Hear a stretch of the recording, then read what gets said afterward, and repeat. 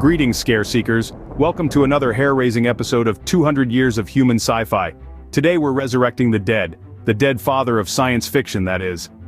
I'm talking, of course, about Frankenstein's monster and the iconic tale that started it all, Mary Shelley's Frankenstein. Published in 1818, this novel chilled readers to the bone with its ungodly experiment. A scientist named Victor Frankenstein discovers the secret to creating life. He stitches together corpse parts, animates this 8-foot-tall beast with lightning, and unleashes a tragic monster upon the world. Sound familiar? Of course it does. The story has spawned countless films, TV shows, and pop culture references, but it all traces back to Shelley's original 19th century page-turner. In this video we'll dig up Frankenstein's literary roots, analyze why it became so influential, and explore its monster of a legacy from books to blockbuster Hollywood movies. So bolt your windows, lock your doors, and prepare for a scary good time. Turn down the lights and let's get buzzing with the one and only Frankenstein.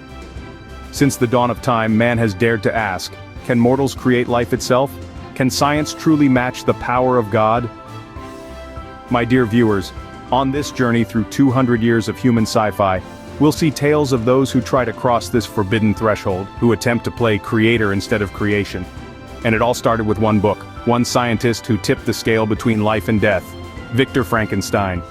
In the dark towers of his lab, Victor stitches a cadaverous creature who comes crackling to life with a bolt of lightning. Yes, friends, in 1818 Mary Shelley revealed Victor Frankenstein and his monstrous experiment to the world. And from these humble literary origins, a legend was born. The tale of dangerous knowledge, moral responsibility, and power unchecked. So if you're ready, let us explore the shadowy origins of Frankenstein.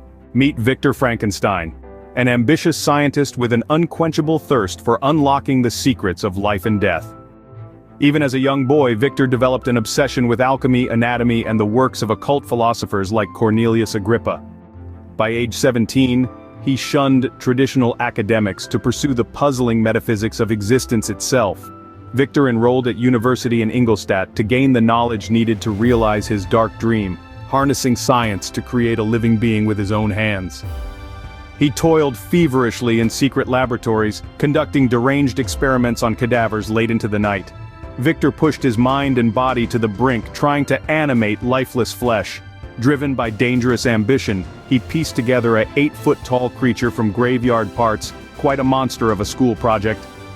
After years of tireless efforts, Victor finally staggered upon the alchemical formula, the spark of being to awaken his creation. During a thunderous lightning storm, this Promethean figure of science tapped the power of nature itself to infuse his humanoid parts with life-giving energy. Mad ambition became shocking reality. Victor's laboratory erupted with convulsing fits of movement. Then two pale eyes snapped open for the first time. Victor's creature isn't born, he's built. First, Victor raids graves and morgues late at night to collect human body parts, a gruesome harvesting of flesh, bone, and sinew. He assembles this patchwork anatomy in his laboratory, stitching together materials from at least 8 different corpses into one amalgamated form. Quite the jigsaw puzzle from hell. Victor even manufactures a supersized glass apparatus to animate this being with chemistry and lightning. It's like a Dr. Frankenstein version of Benjamin Franklin's kite experiment.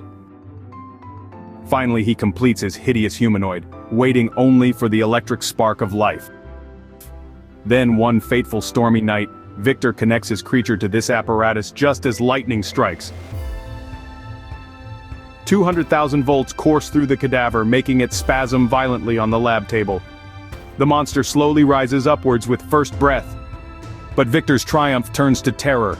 The lab unfolds like a scene from a nightmare. Equipment smoking, fluids bubbling, glass cracking from the lightning discharge.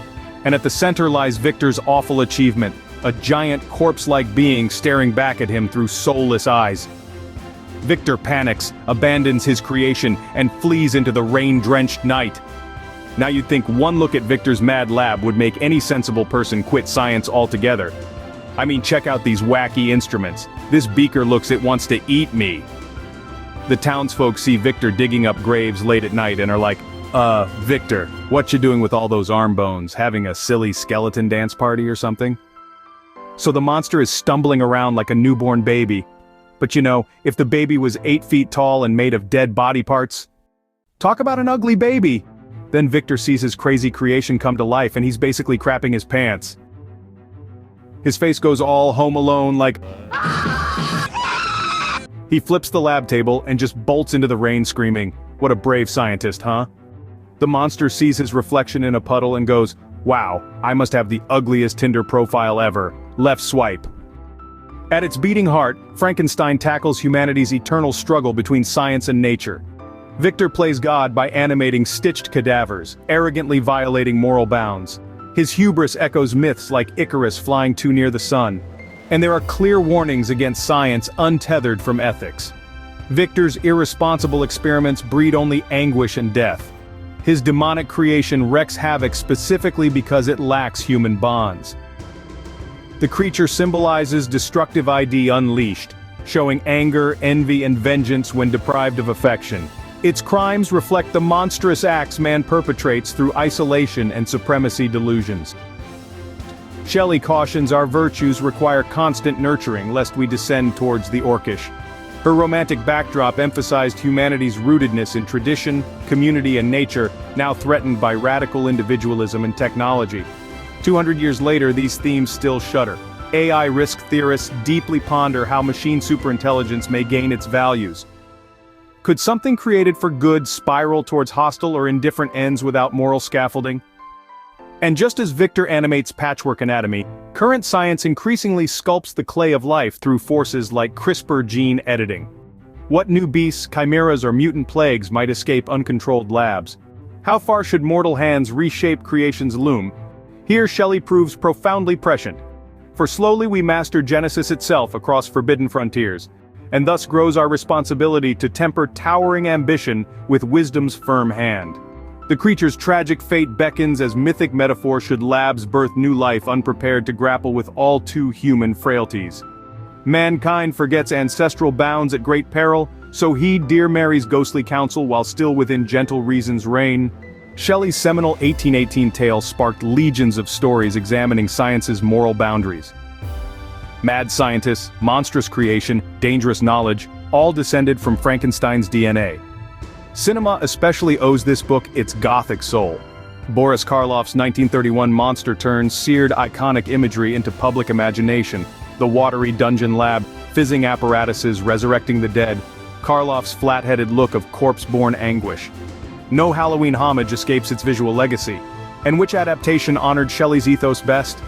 Textually, Branagh's 1994 version charts the closest emotional journey. It's alive. Two souls warped by rejection.